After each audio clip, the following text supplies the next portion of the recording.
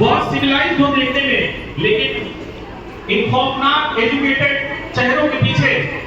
وہ بربادی چھپی ہو جس کا ہمیں اندازہ نہیں. اس لیے یہ ضروری ہے کہ ایک ایسے ماحول میں جبکہ ہر شخص میٹریلسٹک وے میں سوچتا ہے اور ایجوکیشن پوری طرح تجارت بن چکی ہے، مدرسہ تک اسکول ایسے ماحول میں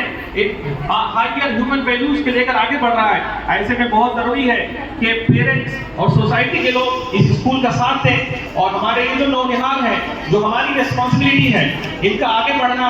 اور ملک کا ایک اچھا سٹیزن بننا اور امت کے لیے سرمایہ بننا، ایسٹ بننا اور ان کو بننے میں ہماری مدد کرنا، یہ سب ہم سب کی بنیادی ذمہ داری ہے، چاہے وہ پیرنٹس ہوں یا ٹیچرز ہوں یا محلے کے افراد ہوں. اگر ہم نے اس رسپانسبلٹی کو فلفل کرنے میں ذرا بھی کوتاہی کی، ہم اللہ کے یہاں جواب دہ ہوں گے. جب تک ہمارے اندر یہ احساس پیدا نہیں ہوتا، سینس آف رسپانسبلٹی پیدا نہیں ہوتی، ایجوکیشن کے نام پر ہم کچھ کسٹمز تو کر سکتے ہیں، کچھ رسمیں تو ادا کر سکتے ہیں، کچھ فارملٹیز تو پلے کر سکتے ہیں، کچھ پروگرامز کر سکتے ہیں، لیکن ہم کوئی جینوئن ریئل ویلیو سماج اور قوم کے لیے ایڈ نہیں کر سکتے. اللہ تبارک و تعالی ہم سب کو اپنی ذمہ داری کو سمجھنے اور علم کو علم کے طور پر پڑھانے اور